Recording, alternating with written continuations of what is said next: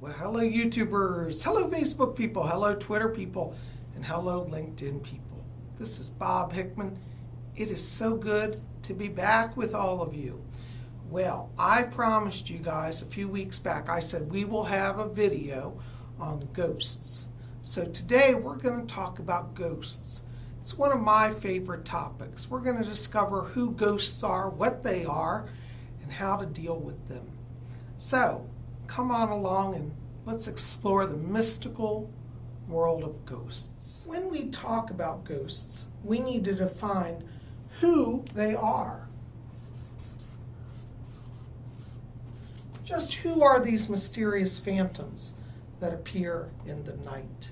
Well, one thing that we know is that ghosts are humans. Yes, animals can also be ghosts, but that's going to be a different video. But these are humans. These are people who are deceased. So we know that they're dead. Now, the funny part about that word dead is that really ghosts prove that nobody really ever dies. They just move into a new sphere of existence. Now, so we know that they're dead, but why is it that ghosts exist? Why? The reason that ghosts exist is because they are humans who have not adjusted peacefully to life after death.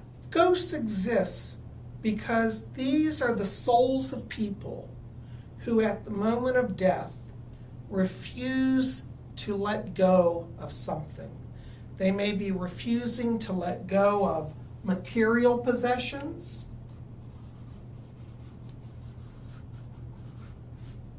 They may be somebody who has anger and they want to get revenge. They can't leave the earth until they get that revenge. Sometimes ghosts are people who are fearful. They may have a belief that if they cross over to the spirit world, that somehow they will be punished. So their fear is oftentimes one of punishment. A person can find themselves at death facing all of these fears and anxieties. If there's somebody who didn't believe in the afterlife, many times they'll refuse to even believe that they are dead. Now, because the spirit world is so merciful, they allow people to do what they want. If we were to think of the worlds as this is the earthly life, and this is the spirit life, so this is earth, and this is the spirit world.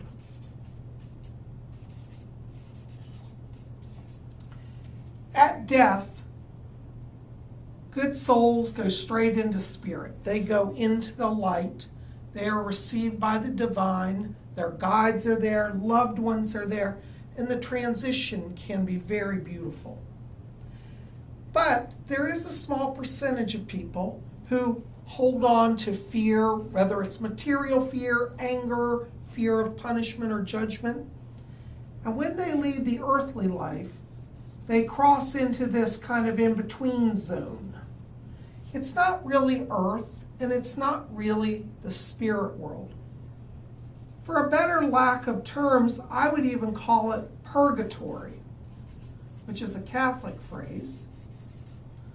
But it's an in-between place where they are not necessarily at peace. Now, I have met spirits in my years of spiritual and psychic work that are in that in-between place that actually claim to be quite happy. So not everybody is suffering and miserable, and some are quite content to be there. But the problem is that when the soul does not cross to spirit, it loses out a few things. It does not get healing. No healing. So the spiritual body is an exact duplicate of the physical body. Let me give you an example. Okay. Now, Here is our earthly body. Sorry guys, I'm not an artist. When we die, we have a silver cord of life that snaps. And what detaches is a spiritual body. The spiritual body is an exact duplicate of the physical. So, let's say in the earthly body, you lose a leg, so you don't have a leg. When you first leave the body, you won't have a leg until you go into the light, into the spirit world. When you go into the spirit world, then you are restored in your spiritual body, in wholeness and completeness. So when a soul stays on earth, they limit their ability to receive physical healing, and they limit their ability to grow spiritually. Being on the earth is what we call earthbound. Earthbound is what a soul is when it does not go over to the spirit world. If you want to learn more about working with earthbound spirits, I might suggest you get my book, Messages from Rose, or my book, Ouija Mysteries, and I'll put a picture of that up here.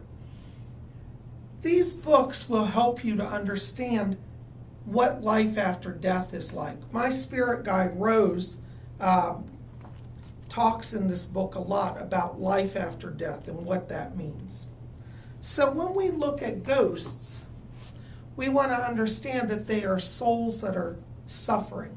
Now they may seem very happy, but on one level they are still suffering because they are not growing, maturing, and finding resolution. Now, what are ghosts made of?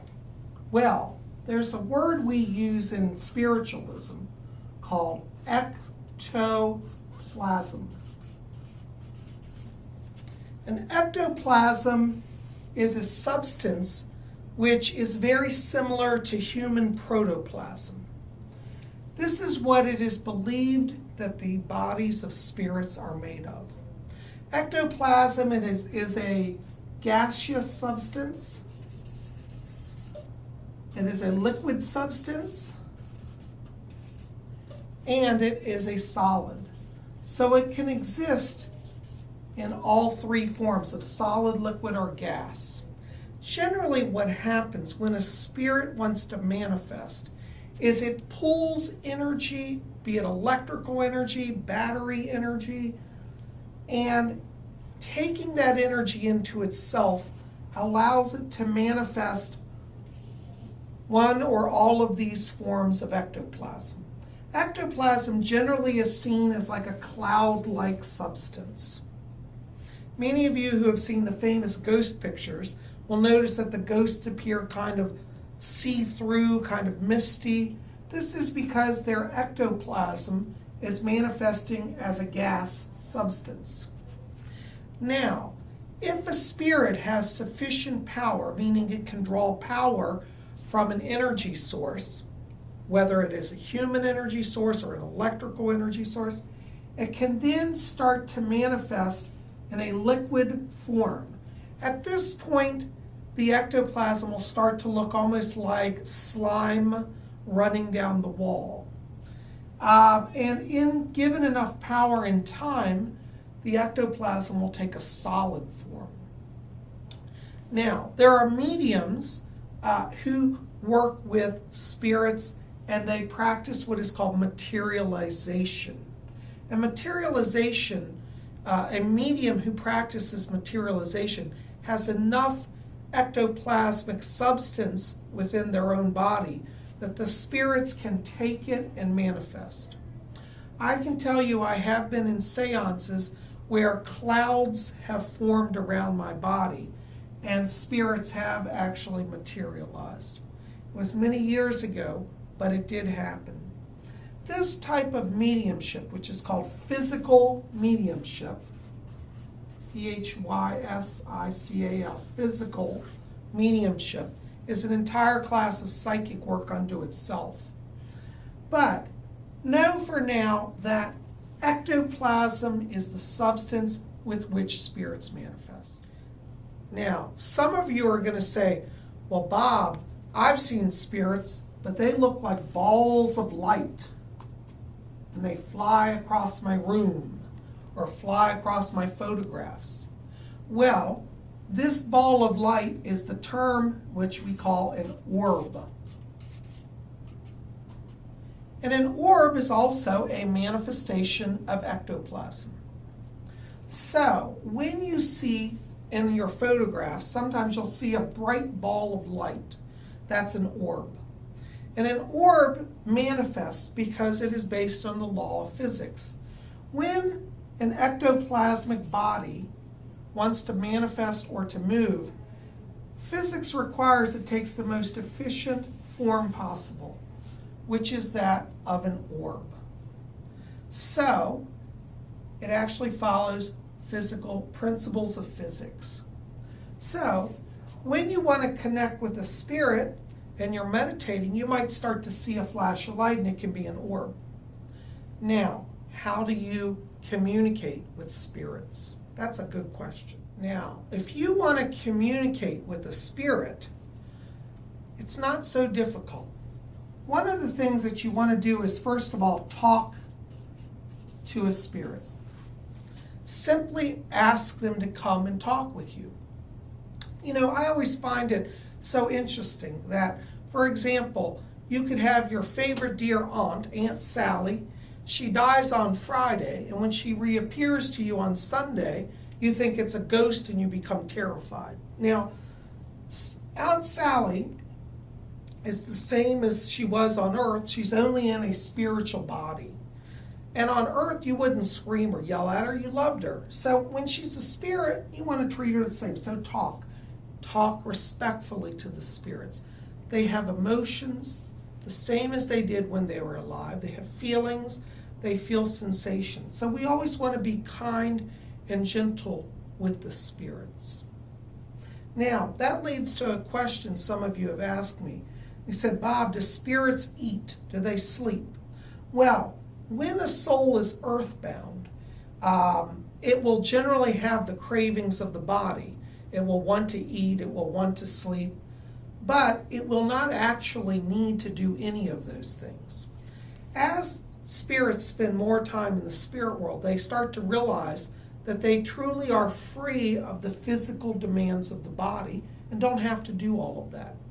It is customary in spiritualist circles to set out water and candles and food for spirits who have just crossed over, because it is believed that spirits can partake of that energy to nourish their body.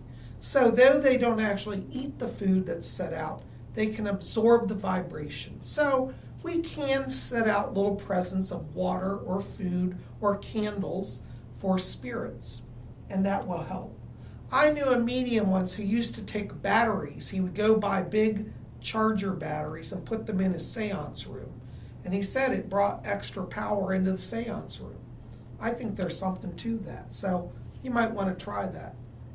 So if you want to connect with the spirits, just talk with them.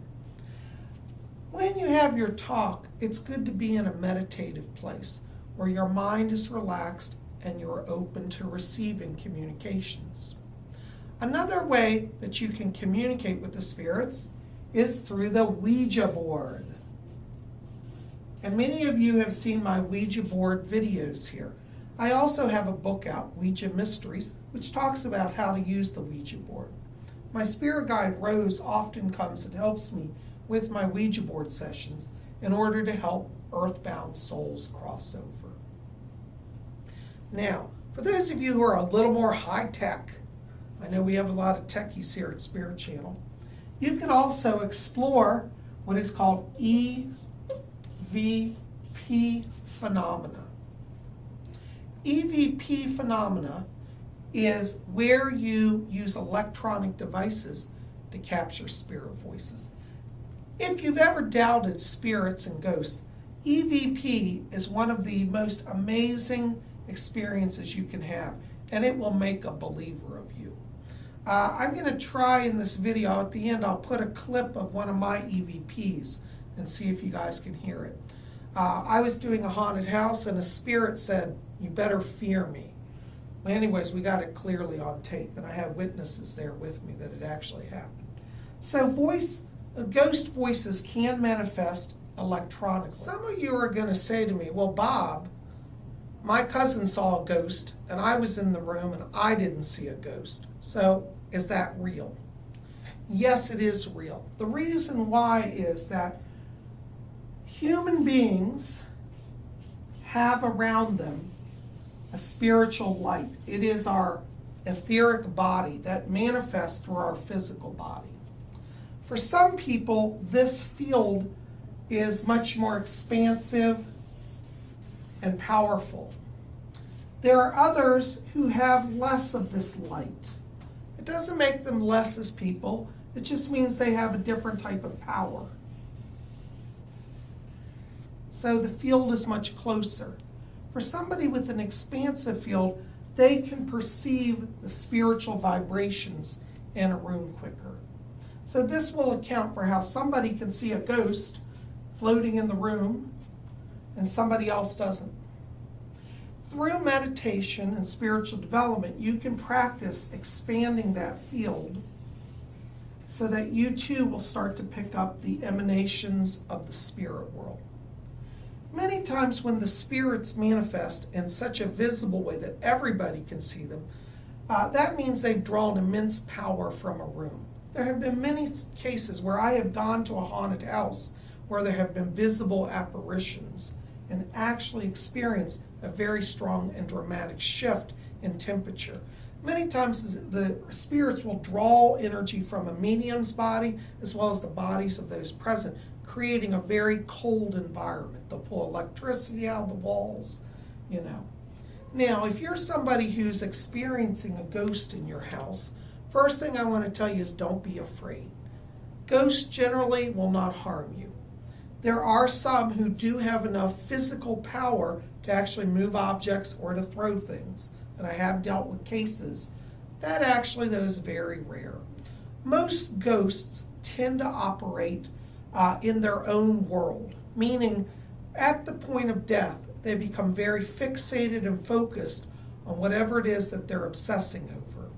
So much so that when they leave the body, they continue the same thought process and generally don't even know that you're around. Many ghosts will move through a room and appear to people, yet appear not to have any interaction or even be aware of the person watching. This is again a sign of an earthbound, strong obsessive thoughts.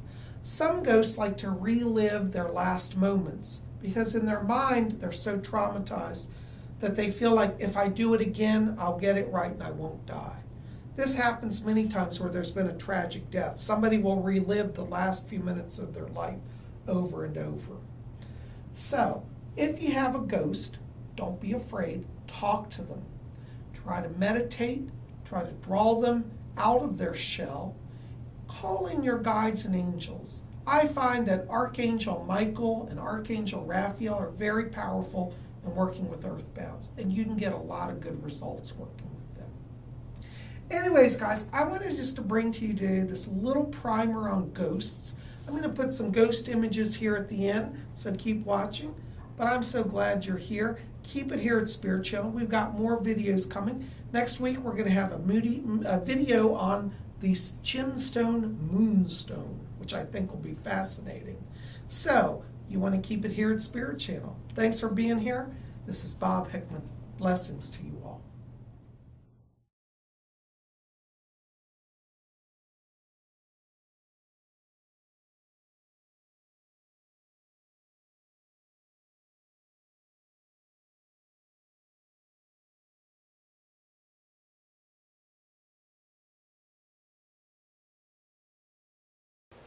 Can you talk into the recorder? Right now, I'll walk you this here area. That's what I'm telling you. There's something Very here. heavy in here. Yeah.